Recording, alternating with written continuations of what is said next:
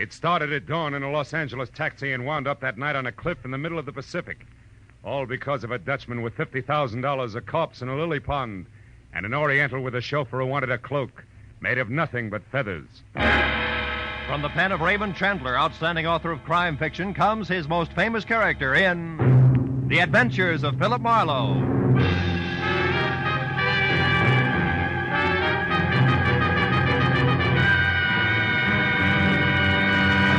Now, with Gerald Moore, starred as Philip Marlowe, we bring you tonight's exciting story, The Cloak of Kamehameha.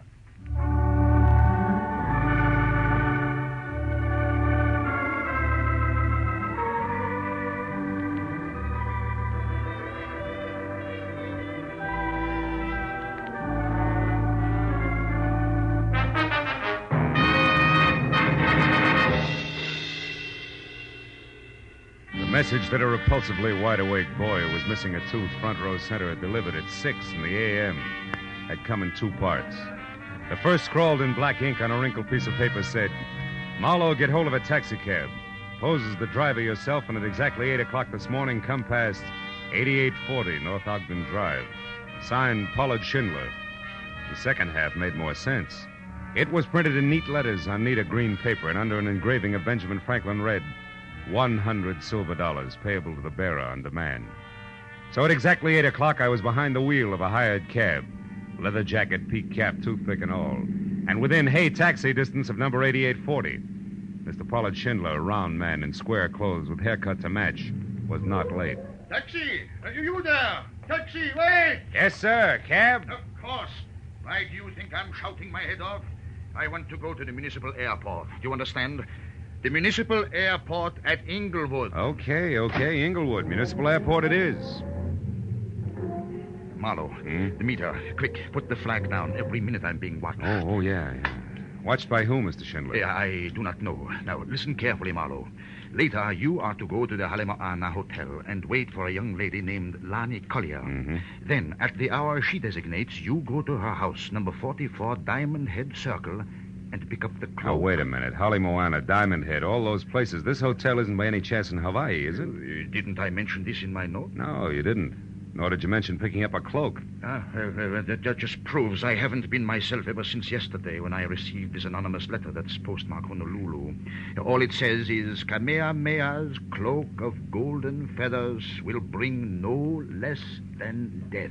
Huh. Marlowe, have you ever been to the islands? Yeah, twice. Once business, once pleasure. Well, then surely you've heard people speak of King Kamehameha. Oh, sure. He was back in the 1780s, right? Yeah. Big organizer, conquered Oahu by driving the defenders over that cliff that divides the island. It divides it in two, you know. Pali. That's it. Marlowe, the feathered cloak that Kamehameha wore was about 100 square feet, and every inch of it a golden yellow feather. Huh? And valued at more than $500,000. Really? How come? Well, the feathers. Oh, yes. Yeah, they are from the now extinct black marmot bird, Marlowe, and there was only one yellow feather on each bird. That could explain why they're now extinct. Don't tell me this is all a game of Collier to Marlowe to Schindler with a cloak that belongs to the museum. Oh, no, Marlowe. No, it isn't with the cloak you speak of.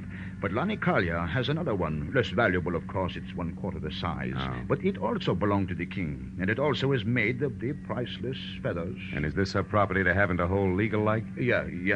Lani is wealthy, young. How young? About 25. Oh.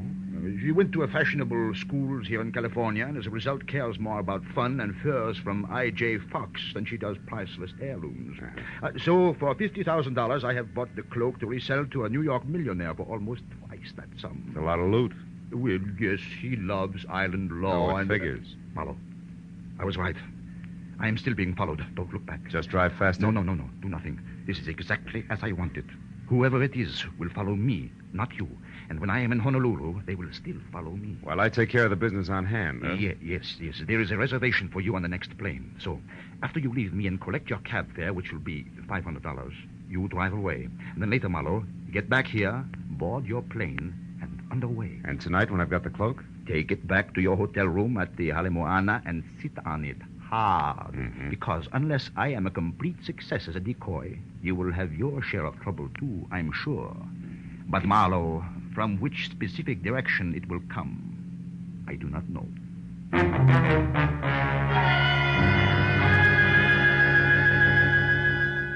I got the $500, which was to cover expenses for my Honolulu trip, and I was told to keep the change. So after I'd returned both cab and costume to their owner, I added 10 to the original hiring price and had him drive me back to my apartment and wait while I packed. Then I got into the cab again, rear seat, said Municipal Airport, Inglewood, and settled back to think about the crossroads of the Pacific. Lovely hula hands and what shouldn't be too rough a job. But there I was wrong, because in the next minute and those that followed, everything was done the hard way.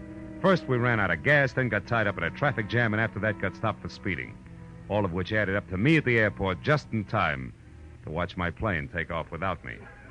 But then when I told a cherubic clerk in a gray flannel and insipid smile that my name was Philip Marlowe, and that I wanted a reservation on the next flight, which was leaving in an hour, things got even worse. But you can't be Philip Marlowe, sir. That is not the Philip Marlowe who was on Flight 21 that just left. You have a reason for saying that? Well, I most certainly do. There were 36 seats on that plane, sir. And when she took off, all 36 were full. Now, I know, I checked them myself, and I don't make mistakes. Well, bully for you, boy. But I happen to be both Philip Marlowe and the man who was supposed to be on that plane. Also, Buster, I'm out of patience. Now, do I get the next plane or don't I? Come on, I can't stand indecision. Well, You what? I think it can be arranged, Mr. Marlowe. As a matter of fact, I know it can. Well, in that case, my friend, thank you.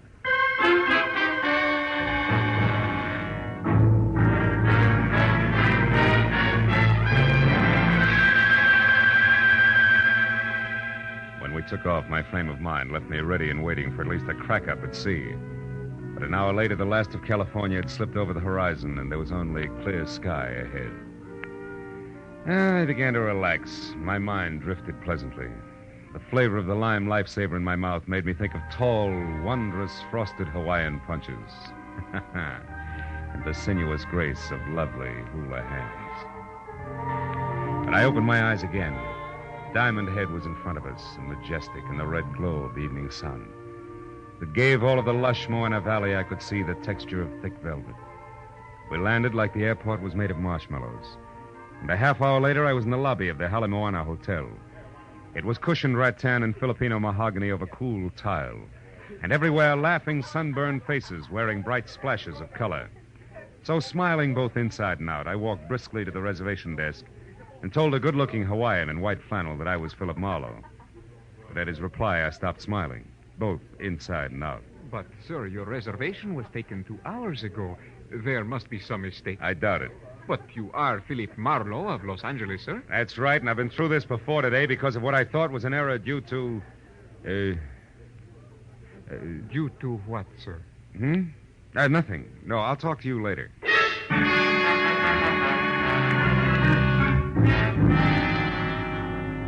There was a large circle of mirror on the wall behind the clerk. And even as we had talked, I caught the reflection of a beautiful tan girl in a cocoa brown suit, white pearls, and no stockings, who, at the mention of my name, had done a take that had made her long blonde hair whip straight out. When she saw me watching her, she pivoted sharply on a spiked heel and hurried toward a lanai under a banyan tree, where there was Hawaiian music and a lot of different-looking people drinking at glass-topped tables under a three-quarter moon. I stayed near the reservation desk long enough to light a cigarette, and then I followed her. She was seated away from the lobby entrance, and on a hunch that she might be Lani Kalia, I started for an empty table next to hers. But a middle-aged Chinese in gray gabardine and Panama to match slipped into the chair that I was after. So I forgot about being subtle, and addressing her as Miss Kalia, introduced myself as an old and dear friend of Pollard Schindler's, one Leland Dunn. Well, this is a pleasant surprise, Mr. Dunn. But tell me, how did you know what I looked like? Well, Pollard Schindler's accent doesn't hamper his vocabulary, Miss Collier. He used the right adjectives, believe me. I'd love to believe you. But I can't, Mr. Dunn, because Pollard Schindler never saw me in his life. All our business was done by telephone. Okay, my mistake. I'm Philip Marlowe, Lanny, and I want to know when we rendezvous at 44 Diamond Head Circle for the Cloak of Kamehameha. The Cloak? Yeah. You're no more Philip Marlowe than you are Leland Dunn. And if you need a reason, it's that I just left Philip Marlowe upstairs. Now, wait a minute, baby. There's only one Marlowe. That's me. I can prove it. I'll bet you can. Forged papers and all. I've already been warned to watch for imposters, so quit wasting both your time and mine and get out of my way. I've got things to do. Now, wait, Lonnie, For what? Proof that you're neither Dunn nor Marlowe, but Kamehameha himself? No thanks and goodbye. If there had been a door, she'd have slammed it. Well, now I had two clues. One, an obvious party who would assume the name of Philip Marlowe, and the other, Lanny Collier. Less obvious, but more intriguing. So figuring the road company Marlowe would keep, I followed Lanny, who by this time was getting into a new yellow Nash convertible. Before I got to her, she stepped on the gas, threw her lights on, and lurched from the curb. So I ran across the street to what I thought was a taxi, but I was wrong, because it turned out to be a chauffeured limousine and being helped in by a small, swarthy item of dubious lineage in a wrinkled cotton uniform was the Chinese in gray gabardine and Panama to match, who had been sitting near us on the lanai. But what counted more was that he obviously sensed my problem. You wish to follow the girl, sir? Yeah, it's a lover's spat, you know what I mean? I think so. Jolo, quickly. Yes, sir. You know where she's going? I'm not sure. Maybe Diamond Head Circle. Lady is gaining, sir. Let's make it Diamond Head Circle. Is there a faster way there, a shortcut? There is. Jolo, pique no lo, que lola. Which means what? Means never mind Diamond Head Circle. Drive fast to the factory instead. And do not move, Mr. Marlowe. Marlowe. Oh. Comes the heavy artillery, huh? Okay, Fu Manchu, what's with the factory? You out of the way until the cloak of Kamehameha is mine. Which won't work, because believe it or not, clever one, there's another Philip Marlowe who at the moment is a lot closer to that collection of fancy feathers than either of us. You lie. A stupid bid for freedom. I bet they will not get you. Jolo, that truck, look out! It was my chance. As we hit, I slapped at his gun and then jerked the handle of the door and jumped.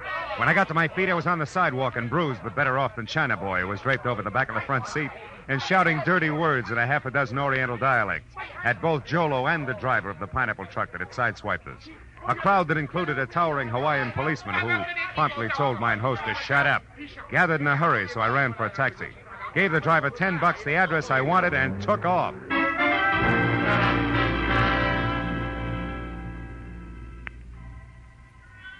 The street on which Lanny Collier lived was a neat curving strip that rose sharply from sea level up to the shadow of Diamond Head itself. And we were there in less than 10 minutes, but finding number 44 was something else. And another 30 minutes disappeared before we finally parked away from the place, which was glass, Kona wood, and you can't find the front door without a blueprint tucked deep behind a thick grove of date palms. I told the driver to back down the hill without using his motor. Then I slipped into the grounds and carefully moved toward the house, until what I thought was the trunk of another palm tree stepped into my path fast. Stop where you are. At the top, which was over 6.5 feet, there was a shock of flaming red hair. The whole frame was half covered in dirty yellow shirt, once upon a time white ducks and battered brown sandals. In broad daylight, it would have looked worse. You. Who are you? Someone with an appointment to see Miss Collier. Why, you belong to this place? Yes, and this place belongs to me as well. All of it. Miss Collier included. She's mine to protect. You understand that, Malahini? Malawich? Malahini. Greenhorn, tourist, the kind that I hate. Kind that's ravaging all that's beautiful. Stealing the islands from those to whom they belong. Now, take it easy, Red. I'm not here to ravage or stick your pretty island into my pocket when you're not looking. All I want is words with Lanny Collier. You're like the rest of them, trying with cunning and deceit to turn her head away from these shores and toward the mainland where you come from. I won't stand for it. Look, why don't we break this round table up and get to the house? I'm in a hurry. All right. But I'm sure that Lanny will be on my side. So sure, in fact, that we really shouldn't disturb the flower, should we? Should we? Oh! Malahini.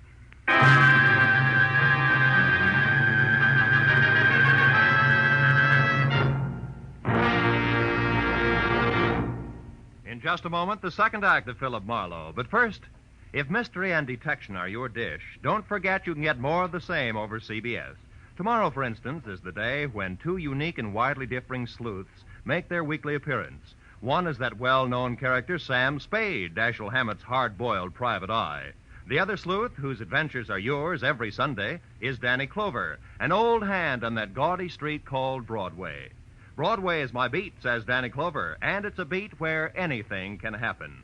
Both Broadway is my beat and the adventures of Sam Spade come to you over most of these same CBS network stations. Now, with our star, Gerald Moore, we return to the second act of Philip Marlowe and tonight's story, The Cloak of Kamehameha.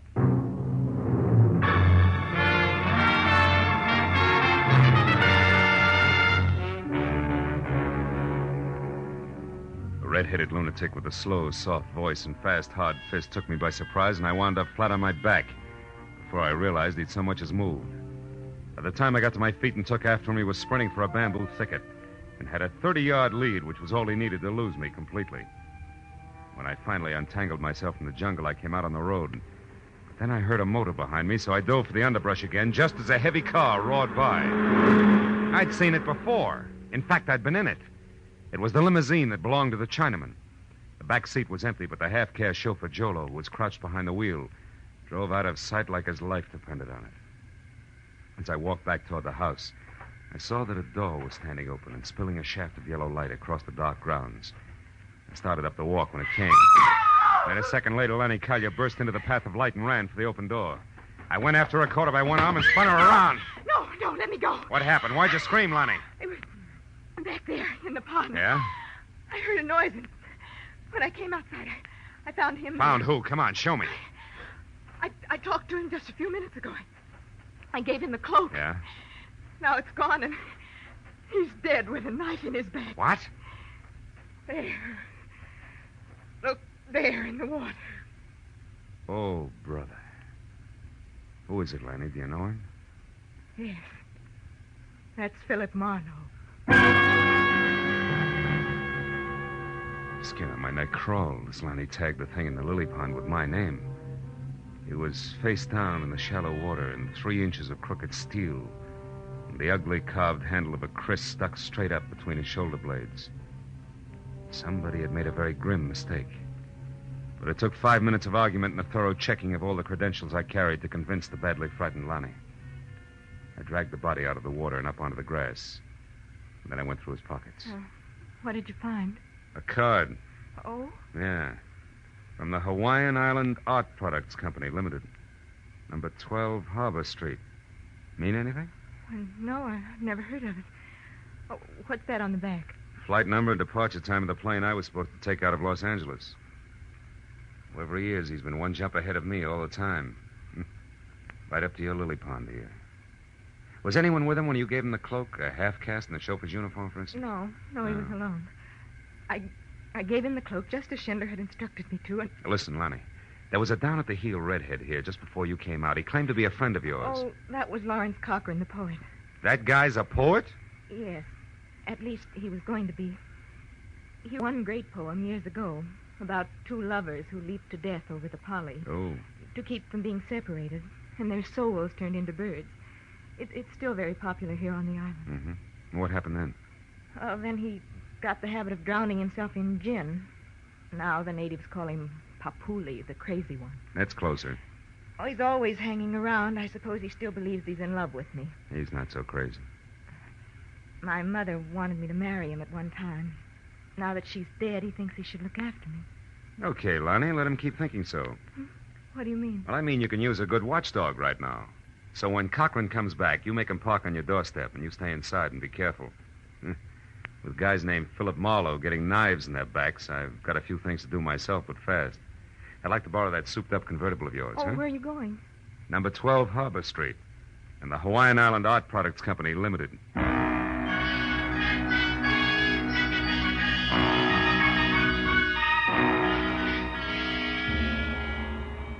Harbor Street was a narrow, twisting alley 2 blocks below King Street.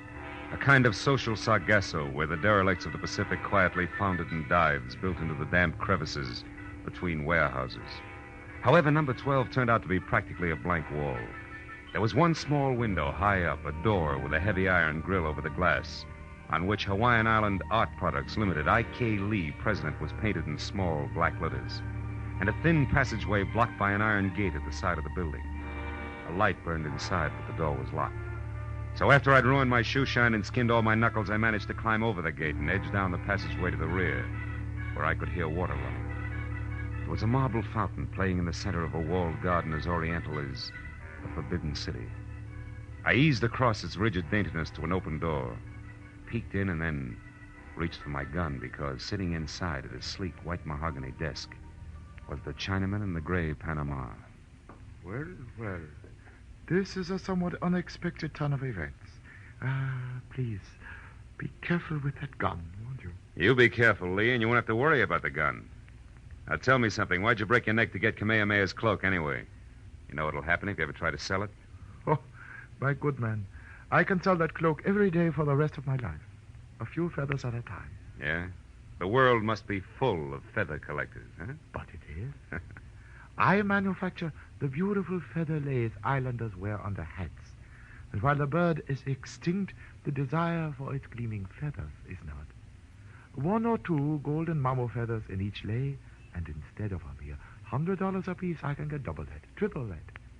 Now do you understand, Mr. Marlowe? You've got things a little mixed up, haven't you, Lee? Mixed up how so? Yeah, your boy Marlowe is dead up at Lonnie Collier's place. Oh, that. No, that was a Mr. Blake, an easily accessible gentleman I hired on Main Street in Los Angeles.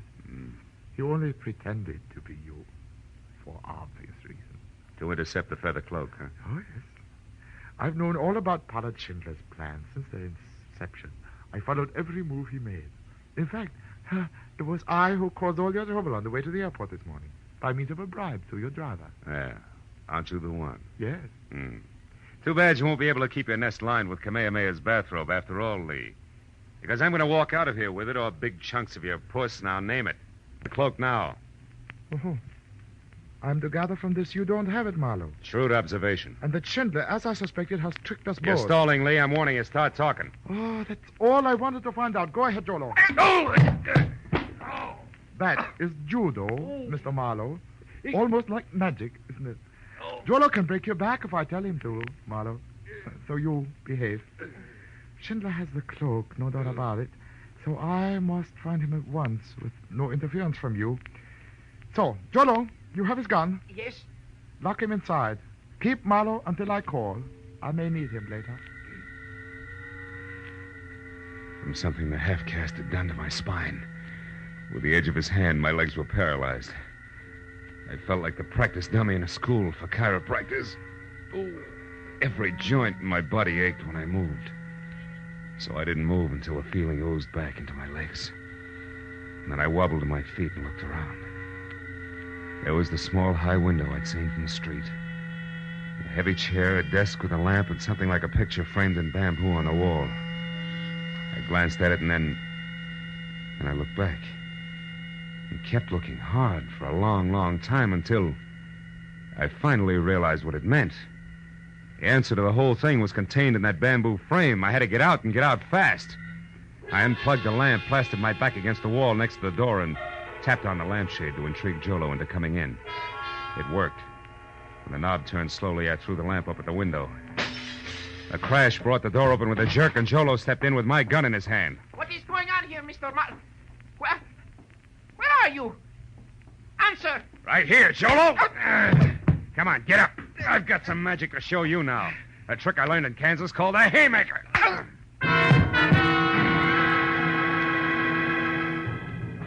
I ran down the hall to the street door and out to the car. There was no traffic problem at that hour, so I jammed the gas pedal to the floor and held it there, right through the heart of Honolulu and up the twisting road that led to the mountains back of the city. The echoing roar of the motor as it tunneled through the forest lining the road was finally replaced by another roar, wind. The unending gale that shrieks through a precipitous pass 3,000 feet above the city. The Polly.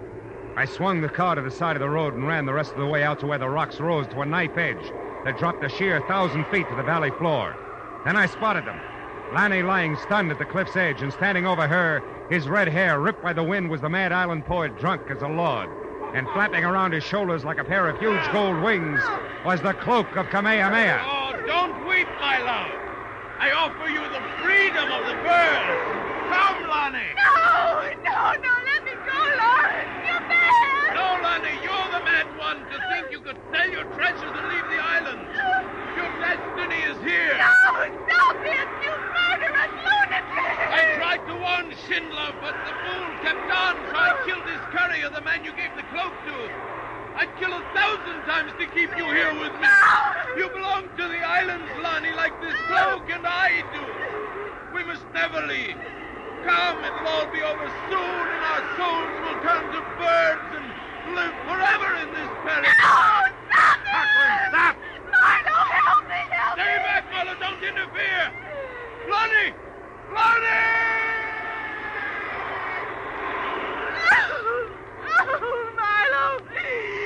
Marlowe, he slipped, he fell over. I know. Are you all right, Lanny? Yes, I'm okay. Marlowe, look. The cloak. Cochran must have lost it as he fell. The wind brought it back here to me. I don't want to touch it ever again. I know what you mean. Come on, baby. I'll carry it for you. Let's get out of here.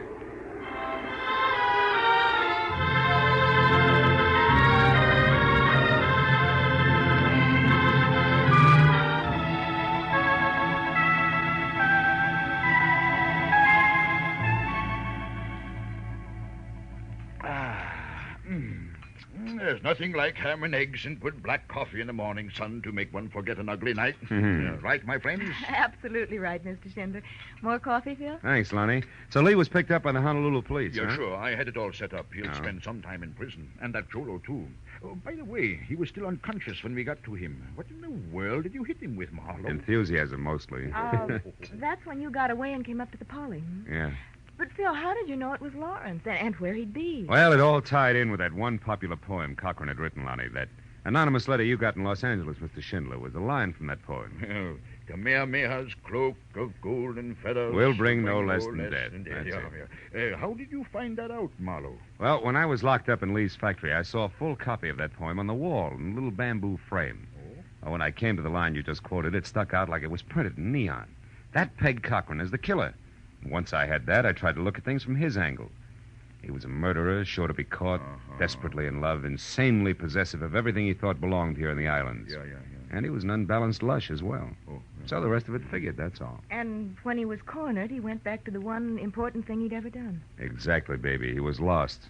So he identified himself with the hero of his poem and took that as the only way out. Amazing. Truly an amazing thing. And a terrible thing, too, Mr. Schindler. Well, who knows? We all got what we went after, didn't we? Each of us. Even Lawrence Cochran.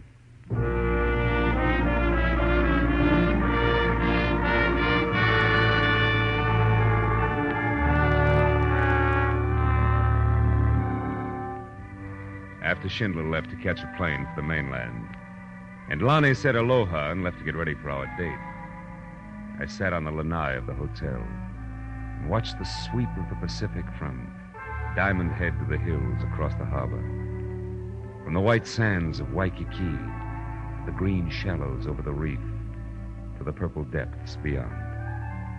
And as a warm wind whispered through the palms, and a native strummed his ukulele under a banyan tree, I heard Lonnie whisper aloha.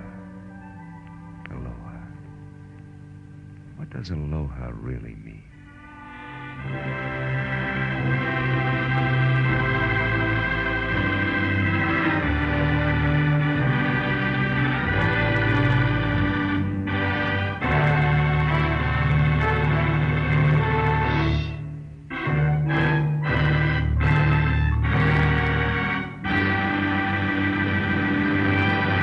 The Adventures of Philip Marlowe, created by Raymond Chandler, star Gerald Moore, and are produced and directed by Norman MacDonald. Script is by Mel Donnelly, Robert Mitchell, and Gene Levitt. Featured in the cast was Barry Kroger with Lorette Philbrandt, John Daner, Paul Frees, Byron Kane, and Clark Gordon. The special music is by Richard O'Runt. Be sure and be with us again next week when Philip Marlowe says... The thick fog that clung to Los Angeles made searching for the girl who was going to kill herself slow and easy. But in the end, I'd have settled for that and more because murder happened twice before I found the lady in mink.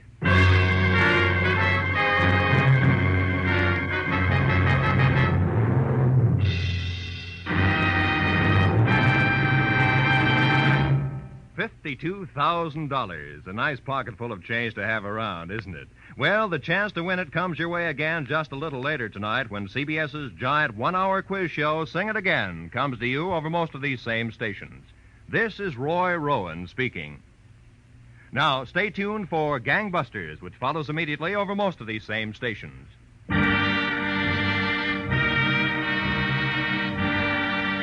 This is CBS, the Columbia Broadcasting System.